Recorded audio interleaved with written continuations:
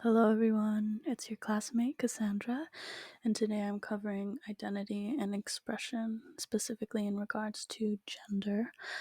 I personally identify as genderqueer, and I go by they, them, she, her, and he, him. So I'm really looking forward to exploring this subject with you, so let's get into it. Alright, so as I've said, I'm going to be doing my presentation on expression and identity in regards to gender.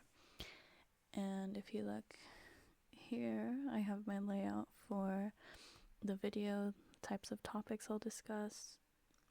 Go ahead and pause and look at them if you'd like. But before I get to my topic, I'm going to go over intersectional and social constructional thinking. Under the theory of social constructionism, customs that are seen as normal are socially constructed. What's known as common knowledge changes through repetition in history and cultures. It can also be found in differences of power and privilege. It's important to keep in mind that just because something is socially perceived as normal, it doesn't make it some undeniable truth. Intersectional thinking acknowledges that different identities struggle in social and political structures of power in different ways, and an individual's identities are all linked to that individual's experience of injustice. All forms of identity must be accounted for when advocating for change. Nobody's free until everybody's free. So while I go over gender and what it means, I'll do a quick run through about sex and sexuality, since these kind of all mesh together. So sex usually refers to biological traits like AFAB, AMAB, and intersex. AFAB means assigned female at birth. AMAB means assigned male at birth. And intersex are people who were born with too many or too little biological characteristics to fit within the male or female binary. Still, many intersex people have shared their stories of undergoing surgery during childhood and infancy, and how the medical field would take it into their own hands to make life-altering decisions about their bodies during their childhood to have them fit into the male or female binary. Sexuality is physical, emotional, and/or romantic attraction. Sexuality does not influence gender, and gender does not influence sexuality. Gender is a spectrum of an internal sense of identity. So gender identity refers to a person's internal sense of gender, while gender expression refers to how people may convey their gender to others through behavior and appearance. Let's talk binary. Binary is a social construct that frames two categories as opposite and exclusive. The binary sets a view that gender is defined by man or woman, while disregarding any other gender identities or expressions, pressuring these identities to fit into the binary. But gender is not a binary. It's pretty much the opposite. And the same can be said about identity and expression. See, these three are usually viewed as permanent and unchanging within either femininity or masculinity, man or woman.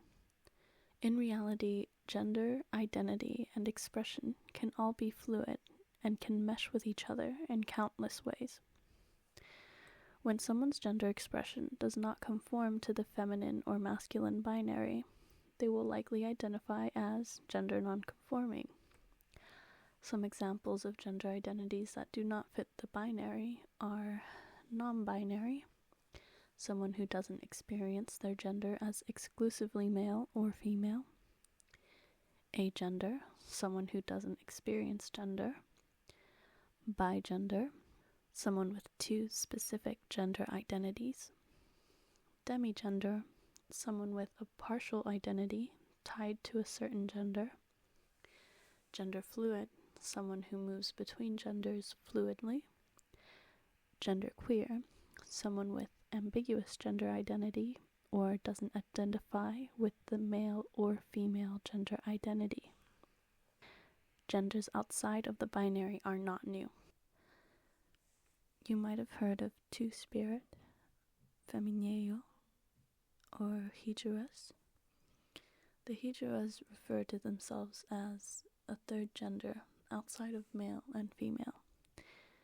They are said to have the power to give blessings and curses under the Bahura Mata, often giving their blessings at weddings and births. This Harvard study explores the lives of the Hijras from Hindu society that have been around for centuries, and how colonialism from the British affected them. Before colonialism, the Hijras were well-respected people, with great cultural authority. After British colonization in the 19th and 20th century, in 1871, the British determined all Hijras criminals and was repealed after the independence of India. Still, all those years with English influence led to social stigma around Hijras. Many Hijras now live in poverty and are victims of violence. Many trans people, and especially trans people of color, also struggle largely with violence and poverty. The HRC organization states that around 29% of trans adults live in poverty, as well as 39% of Black trans adults, 48% of Latina trans adults, and 35% of Alaska Native, Asian, Native Americans, and Native Hawaiian or Pacific Islander trans adults. Defined by the HRC organization, the word transgender or trans is an umbrella term for people whose gender identity is different from the sex assigned to them at birth. I'm going to quickly sprinkle in some more terminology for you. FTM and MTF mean female to male and male to female, usually in regards to transition.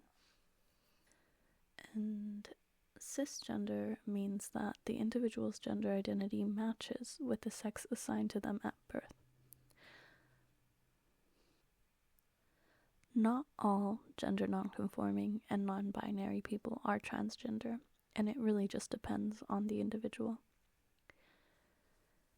Gender expression is often used to self-affirm an individual's gender identity. Things like social expression, changing pronouns to better suit you, counseling, puberty blockers, speech therapy, and surgery. These are also examples of gender-affirming care. The World Health Organization defines gender-affirming healthcare as including any single or combination of a number of social, psychological, behavioral, or medical interventions designed to support and affirm an individual's gender identity. This article from NBC News interviews 10 trans people and asks about their experiences post-transition. I found it inspiring and uplifting seeing the community embrace their identities and find happiness within themselves despite the hardships they've faced. I love how they added photos of them with proud smiles and added little details about them. It helps make the article feel more personal. And something I took from this article is that we need to talk to each other more as a society. Politics seems to dehumanize and generalize groups of people, but it's important to just open up and hear people's stories, have conversations, because we are social creatures. And we are human. So, here are a few organizations I recommend you check out. There's the Trevor Project, which you might have heard of before. It was founded in 1998, and their mission is to end suicide amongst LGBTQ+ youth. They provide crisis counselors that are available 24/7 to provide support to LGBTQ+ youth going through tough times. They're available through text, online, or through calling 1-866-488-7386. They have a social networking platform called Trevor Space, and they advocate for LGBTQ plus rights at the federal, state, and local levels.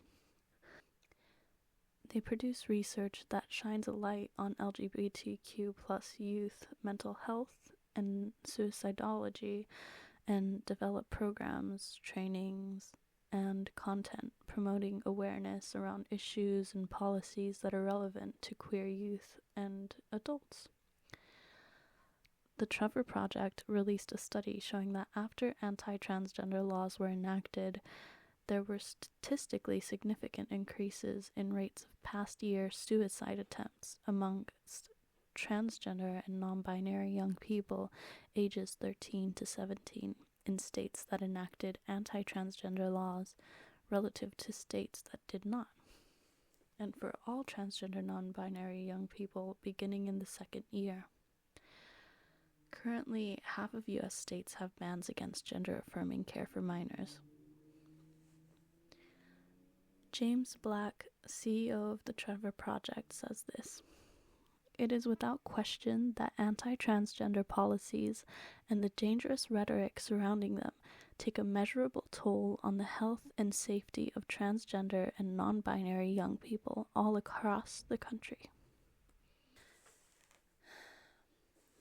Then there's the Transformations Project. Their mission is to provide accurate, actionable, and accessible information about the anti-trans legislative crisis in the United States. Their vision is to empower all trans people until they are safe from persecution and able to express themselves without fear. They provide a database that compiles all information about bills that threaten transgender people and bills that could help transgender people, and compile full contact information for all representatives relevant to these bill proposals. I really recommend you check that one out. And then there's Alianza Trans Latinx Organization. It is a local organization based in Orange County, founded by 4 trans Latina women in 2020. Their goal is to uplift underserved people to build community power through access to resources, social and language justice, and leadership development. They offer an array of services to transgender people of color, including comprehensive, culturally and linguistically competent sexual health education and HIV prevention information, as well as the provision of other basic services like health education, linkage to care, gender marker and name change supporting services, and referrals to medical services. As stated in their website, they serve Latina, Black, Asian, Pacific Islander, Indigenous, and other people of color in Orange County, California. Quote, "We always strive to create a culture that uplifts and represents diverse perspectives, thoughts, and values." Alright, well, that's all for me. And I just recommend that you all try to connect with local communities and people of all sorts of backgrounds and identities. Read some books, go outside, tell some stories. Always be ready to listen.